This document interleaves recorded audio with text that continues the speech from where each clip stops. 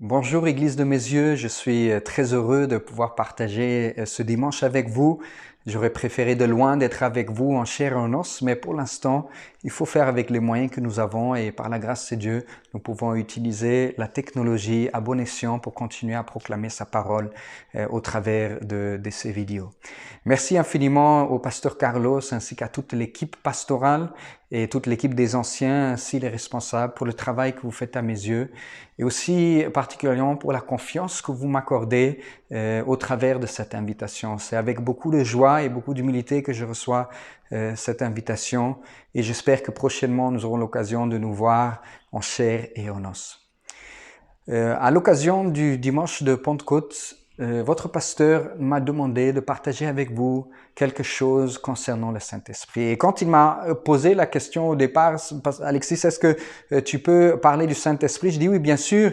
Mais en fait, il y a 10 000 idées qui me sont venues à la tête. C'est un sujet vaste, plein d'applications. Il y a beaucoup de choses à dire et on peut aller dans n'importe quelle direction.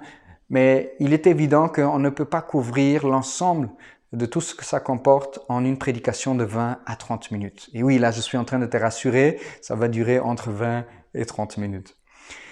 Mais il y a quand même des idées, et il y a une pensée particulière qui m'est venue en tête, et c'est cette pensée-là que je voulais partager avec vous aujourd'hui. Si vous voulez bien, avant de rentrer dans le vif du sujet, on prendra un moment juste de présenter ces instants au Seigneur, si vous n'avez pas eu l'occasion de le faire, de disposer votre cœur, et puis on va rentrer dans le vif du sujet. Seigneur, nous voulons te dire merci pour la grâce que tu nous donnes de pouvoir partager ces instants.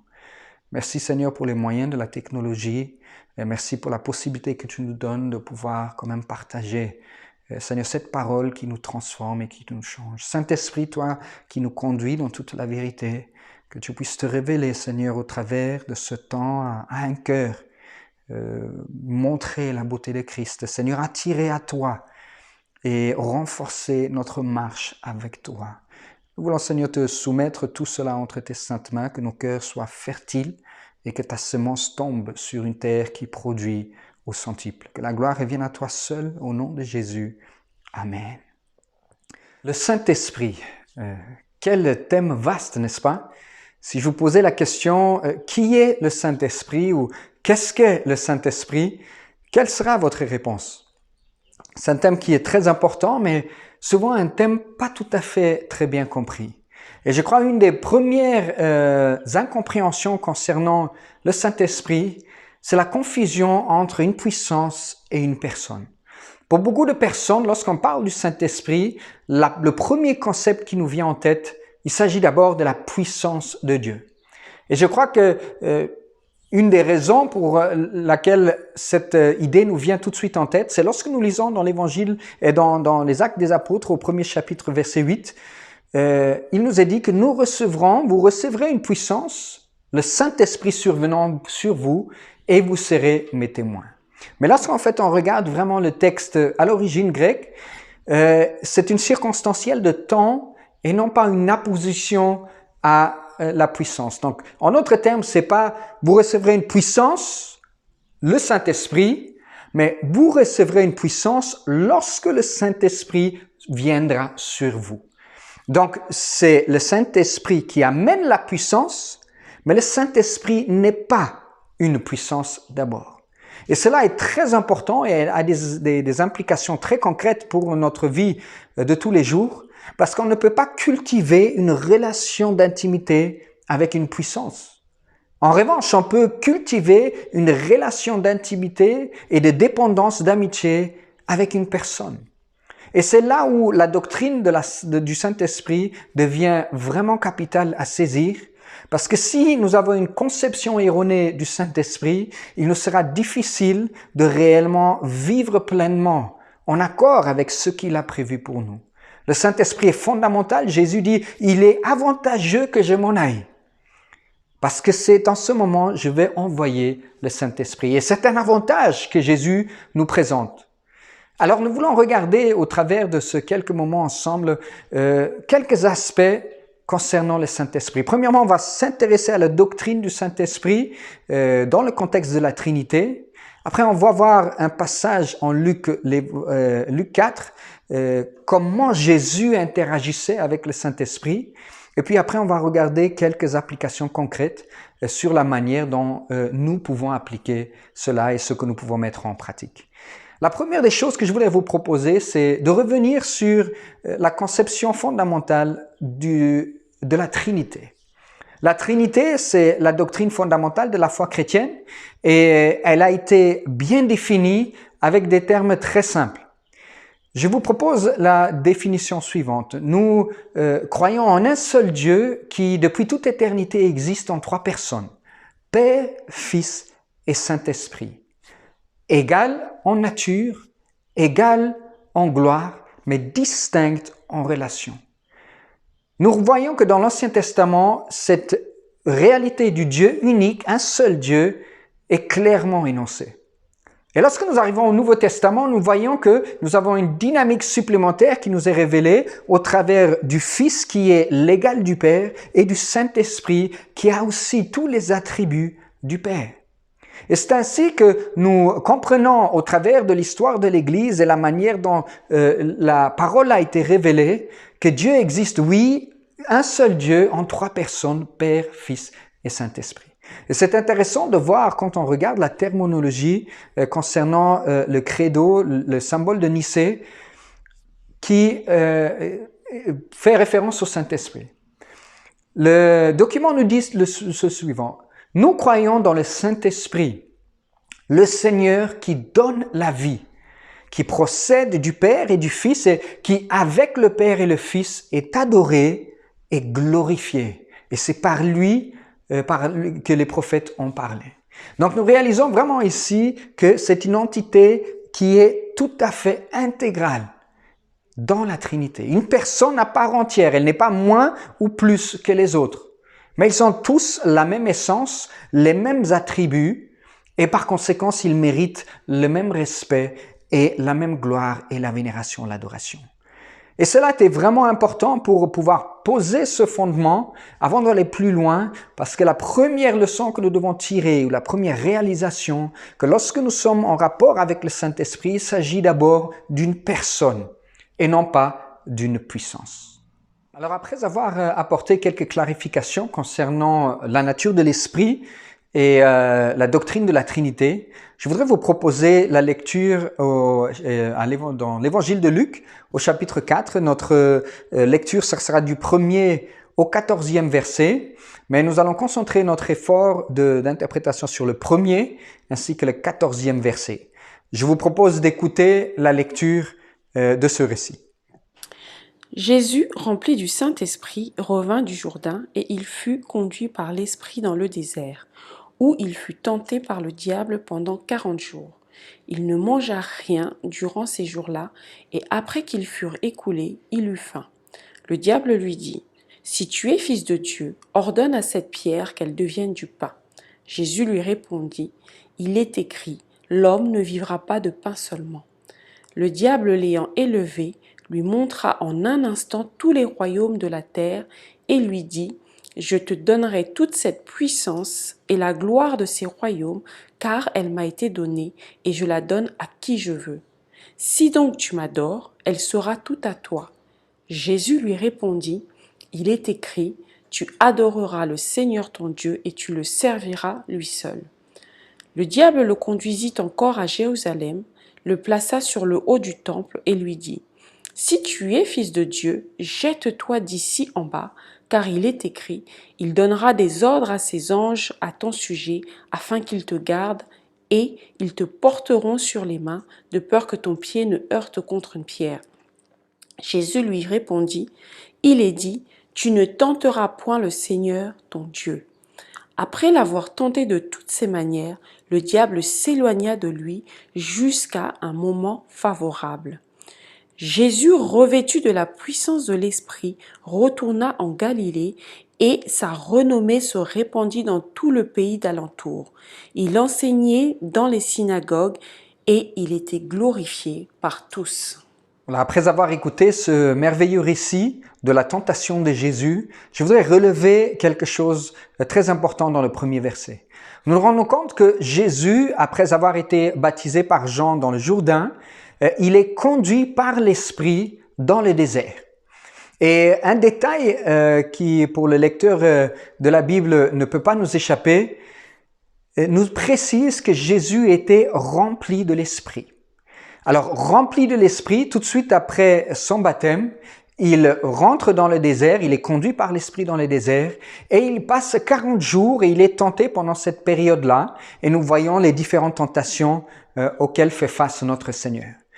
Mais le 14e verset, lorsqu'il ressort de la tentation, il retourne en Galilée. La Bible nous donne un détail très important. Il ne nous dit pas juste rempli de l'Esprit, mais il nous est dit qu'il était dans la puissance de l'Esprit, ou revêtu de la puissance de l'Esprit. Alors on se rend compte que du premier verset, rempli de la puissance de Dieu, rempli de l'Esprit de Dieu, jusqu'au 14e verset, dans la puissance de l'Esprit, il y a ce récit de la tentation et du désert. Et nous nous rendons compte que Jésus, en traversant ce désert, quelque chose a dû se passer parce que la description qu'il nous a donnée n'est pas anodin. D'être rempli de l'Esprit et de fonctionner dans la puissance de l'Esprit. Je voudrais juste m'arrêter ici un petit moment. Il est vrai que chacun de nous, lorsque nous avons placé notre confiance dans le Seigneur Jésus-Christ comme notre Seigneur et Sauveur, et nous sommes nés de nouveau, le Saint-Esprit prend résidence en nous de manière permanente. Et il réside en nous dans le même degré de chaque croyant. Nous avons pleinement reçu la personne du Saint-Esprit en nous. Et c'est permanent. On ne peut pas l'enlever, il ne peut pas partir. Il reste en nous comme le sel du Saint-Esprit que nous avons été scellés par lui. Par contre, il est vrai aussi que nous ne manifestons pas tous le même degré de maturité ou le même degré de puissance ou d'autorité spirituelle. Alors, comment cela s'explique? Dieu, il habite pleinement en nous, mais la manière dont le Saint-Esprit se manifeste au travers de nos vies n'est pas la même. Et je suis convaincu qu'une des clés se trouve justement dans ce récit que nous venons de lire. De remplir dans la puissance. Il y a juste deux choses que je voudrais aborder avec vous et que je voudrais appliquer sur notre vie du quotidien. La première chose, c'est que Jésus était conduit par l'Esprit dans le désert. Le terme désert, en grec, c'est le terme eremos. Et ce terme est très intéressant. Lorsque vous allez faire une étude, vous allez vous rendre compte que c'est le terme qui désigne le lieu secret ou un lieu désert, un lieu à part. Et à chaque fois, c'est en référence avec le retrait de Jésus. Jésus se retire pour être dans le lieu désert, être dans un lieu secret, être loin de tout le reste, être isolé dans la présence de Dieu. Et c'est une des clés principales pour pouvoir vivre une vie dans la soumission et dans la communion du Seigneur, c'est de prendre du temps à part. Nous vivons dans un âge où on est sollicité à gauche, à droite, il y a plein de sollicitations au niveau du téléphone, vis-à-vis de la télé et tout ce qu'on peut avoir à gauche, à droite. Et si on n'est pas intentionnel dans son temps à part avec Dieu, on se retrouve vite submergé avec toutes sortes de préoccupations. Mais c'est réellement un danger parce qu'il est impossible de vraiment bien entendre la voix du Saint-Esprit quand on est submergé et sollicité par une multiplicité de voix. Il est absolument essentiel et nécessaire pour écouter la voix du Saint-Esprit de prendre du temps dans le lieu à part, dans les déserts. Donc la première des choses, c'est prendre du temps, se retirer et faire le calme autour de soi. Trouver le moment où on dit non à tout ce qui vient interférer et on se place devant le Seigneur, étant à l'écoute du Saint-Esprit. Le deuxième élément est celui de la tentation. Et le terme tentation, encore une fois, est très intéressant. C'est le verbe grec perazo, qui veut dire à la fois tentation et test. Lorsque il est destiné à nous faire chuter, quand il s'agit de la tentation, il est employé dans ce terme-là. L'origine de la tentation vient toujours du diable pour nous faire chuter. L'objectif dans la tentation, c'est de nous faire chuter. Par contre, c'est le même terme perazzo qui est aussi utilisé quand Dieu nous teste et nous met à l'épreuve. Par contre, l'intention et l'origine est différente. Premièrement, les tests peuvent nous venir de la part de Dieu, mais le but, ce n'est pas de nous faire échouer, le but au contraire, c'est de nous approuver. Et une fois que nous avons été approuvés, en fait, il nous établit dans une nouvelle dimension, dans une nouvelle catégorie, dans un sens de plus d'intimité et plus de puissance dans la relation. Et c'est comme ça qu'on voit une différence dans la manière d'exercer la foi au travers de la manière dont chacun a été approuvé. L'intimité du Seigneur, l'intimité avec le Saint-Esprit nous fait grandir dans la relation avec lui, mais revêt aussi une autorité spirituelle supplémentaire. Et elle vient aussi au travers des épreuves. Donc le même verbe qui est utilisé pour tester et tenter, mais lorsqu'il s'agit de la tentation, l'origine est le diable avec le but de nous faire échouer. Et quand il s'agit du test, l'origine c'est Dieu dans le but de nous établir. Je ne sais pas pour vous, mais moi, quand j'achète une véhicule ou surtout quelque chose qui a besoin d'une notion importante de sécurité, je suis rassuré lorsque le fabricant me dit que nous avons testé et éprouvé toute la sécurité du véhicule avant. Les différentes pièces ont été mises sous pression pour voir s'ils tiennent lorsqu'ils sont exposés. Et c'est exactement la même image. Je dis, merci Seigneur de ce que tu éprouves et de ce que tu établis avant de nous envoyer quelque part dans les situations où on a besoin de tenir. Donc, c'est une bonne nouvelle de savoir que oui, les tests peuvent être là pour nous fortifier et pour nous rendre plus forts. Quelqu'un a dit un jour qu'il n'y a pas de vainqueur sans bataille.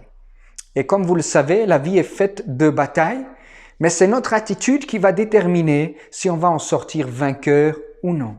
Et cette attitude réside principalement dans la soumission et l'obéissance au Saint-Esprit. Je crois qu'il y a deux manières d'aborder la vie chrétienne. Une peut être de chercher à faire du mieux qu'on peut. J'ai fait de mon mieux, j'essaye au quotidien de faire ce qu'on peut et puis on s'attend à Dieu pour le reste. Et de l'autre, c'est de se dire, en fait, de moi-même, Seigneur, je ne peux rien et je veux vraiment m'appuyer sur toi. Je ne sais pas pour vous, mais moi, j'ai essayé d'affronter mes batailles dans la vie familiale, dans la vie professionnelle, dans plein d'autres domaines par mes propres moyens et je me suis rendu compte rapidement que je moquais des ressources. Je n'étais pas capable de le faire par moi-même. Il y a des traits de caractère que je ne pouvais pas changer par moi-même. Alors je me suis dit, mais Seigneur, pourquoi ne pas te faire confiance et dire que je vais réellement m'appuyer sur toi dès le début? Je vais réaliser que oui, tu habites en moi dans toute ta plénitude, mais je veux me laisser conduire par toi et obéir et m'appuyer sur toi. Et c'est là où les choses impossibles deviennent possibles. Parfois, on persiste dans des circonstances, non pas parce que c'est Dieu qui souverainement nous établit dans ces circonstances, mais parce que nous manquons de vivre la réalité de la puissance de Dieu au travers du Saint-Esprit qui est en nous, de saisir la victoire qui nous est donnée et qui est disponible en Jésus-Christ. Et c'est par ça que parfois beaucoup de chrétiens acceptent un niveau de vie médiocre, pas parce que Dieu n'a pas prévu autre chose pour eux, mais parce que nous nous appuyons sur nos propres moyens et nos forces. Je ne suis pas en train de dire que toute situation difficile ou tout ce que nous traversons parfois, Dieu est souverain. Et toutes ces choses-là, il peut les conduire comme il le souhaite. Mais ce que je suis en train de dire, c'est que nous avons le Saint-Esprit qui est là avec nous en tout temps. Et la Bible nous dit qu'il est capable de faire infiniment au-delà de ce que nous demandons et de ce que nous pensons. Alors, est-ce que nous voulons continuer à vivre par nos propres efforts ou est-ce que nous voulons continuer à vivre en nous appuyant sur le Saint-Esprit? Je vais vous partager une illustration que quelqu'un m'a donnée un jour concernant la vie avec le Saint-Esprit. Et je vous dis tout de suite que cette première illustration, je vais la nuancer parce que je crois qu'elle reflète un peu mal la réalité, même si je comprends bien l'idée ou l'origine derrière. Souvent, ça m'a été présenté comme une course de voiture. Tu es en train de conduire et puis tu as une personne qui est à côté de toi et tu es en train de rouler. Et puis si tu veux vraiment laisser le Saint-Esprit prendre le contrôle de ta vie, il faut que toi, tu t'arrêtes, tu sors de ta voiture, tu fais le tour et tu t'installes du côté du passager. Et c'est le Saint-Esprit qui fait le tour, qui prend le siège du conducteur et qui est maintenant le conducteur de ta vie. Et je comprends l'idée derrière pour dire que c'est Dieu qui va prendre le contrôle de notre vie, mais en même temps, cela ne traduit pas tout à fait la réalité de la manière dont le Saint-Esprit agit en nous. Selon cette illustration, si c'est le Saint-Esprit réellement qui est aux commandes, en fait, il va tourner et la voiture va aller là où lui, il a décidé de tourner. Et moi, je suis à côté, je ne peux pas vraiment changer grand-chose parce que je suis dans la voiture que lui, il conduit. Or, la réalité de la vie de l'Esprit n'est pas l'imposition du Saint-Esprit de sa volonté. Le Saint-Esprit ne va pas nous forcer à faire quelque chose que nous ne voulons pas faire de manière volontaire. Et ainsi, je vais plutôt vous proposer cette bonne illustration avec la voiture, mais avec l'idée que nous sommes toujours au volant de notre vie. Mais le Saint-Esprit est tout près, en train de nous instruire sur la direction à suivre. Par contre, il me revient à moi de décider si oui ou non je décide de le suivre, si je décide de lui obéir. Il peut me dire, va à gauche, et puis moi, étant têtu, j'ai dit, non, moi je pense que tout droit, c'est le meilleur chemin. Et oh, combien de fois, n'est-ce pas? C'est notre réalité. Nous sentons le Saint-Esprit en train de nous parler sur un besoin de pardon. Peut-être un frère va nous parler de la nécessité du pardon, on va entendre une prédication et puis le Saint-Esprit va nous rappeler cette parole que nous avons besoin de pardonner. Et puis lorsqu'on réfléchit à nouveau sur le déroulement de la situation, on dit en tout cas non, moi je ne vais pas pardonner. Je ne vais pas pardonner. C'est une illustration très simple pour montrer que oui, nous sommes bien les conducteurs de notre vie et parfois nous pouvons avoir entendu la voix du Saint-Esprit, mais intentionnellement décider de faire autrement parce que nous le désirons. Alors le secret de la vie remplie de la puissance de l'Esprit réside justement dans ce fait de se soumettre davantage à l'obéissance du Saint-Esprit. C'est d'écouter sa voix et d'y obéir. Et cela se fait au travers de différents tests que nous avons dans la vie, de différentes saisons qu'on traverse. Et au travers de ces saisons, nous avons l'occasion d'apprendre et de céder davantage notre vie au Saint-Esprit.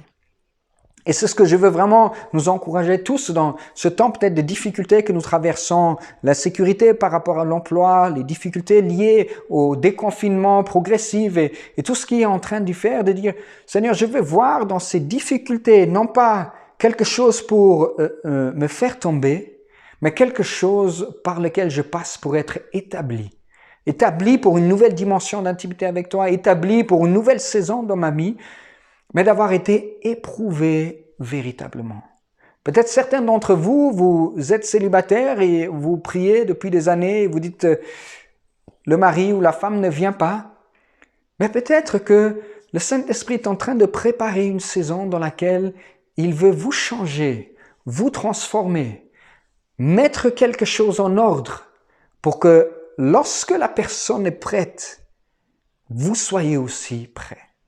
Je ne veux vraiment pas vous lancer des pierres ou dire que c'est tout de votre faute, mais parfois, certaines saisons perdurent parce que nous continuons à nous entêter, à ne pas obéir à la voix de l'Esprit. Et nous voulons suivre l'exemple de Jésus qui parfaitement s'est aligné et a marché dans la voie de l'Esprit. Donc, pour conclure, reprenons les points principaux. La première des choses à réaliser, c'est que le Saint-Esprit n'est pas une puissance, mais bien une personne. La deuxième leçon à retenir au travers de ce récit, c'est que de partir d'être rempli de l'Esprit pour arriver à marcher dans la puissance de l'Esprit, il nous faut le passage au travers du désert, Eremos, et au travers du test ou de la tentation, Perazzo. Et lorsque nous passons au travers de ça, le but de Dieu, c'est de nous établir pour vivre davantage dans la soumission au Saint-Esprit, au quotidien.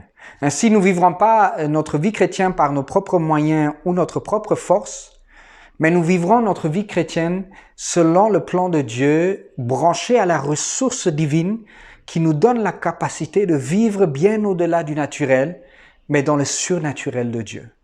Soyez richement bénis, Église de mes yeux. C'était une joie de partager ce moment avec vous. À très bientôt.